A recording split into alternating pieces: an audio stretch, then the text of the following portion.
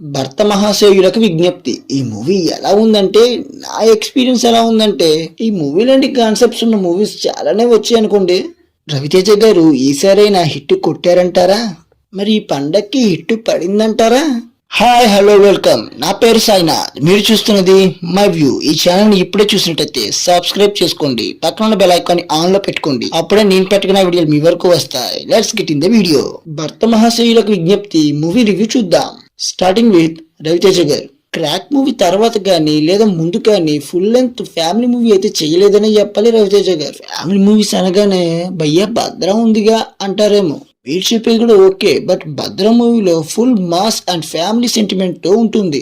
But భర్త మహాశయులకు విజ్ఞప్తి మూవీలో అలా కాదు. మన వెంకటేష్ గారి ఇంట్లో ఇల్లాలు ఒంటింట్లో ప్రియురాలు లాంటి క్లాసిక్ మూవీస్ లాంటి మూవీ మాట ఇది. మీకు అర్థమైంది అనుకుంటున్నాను. ఇంకా డీటెయిల్ గా చెప్తా వినండి. మెయిన్లీ స్టోరీ విషయానికే వస్తే, హీరో ఒక వైన్ తయారు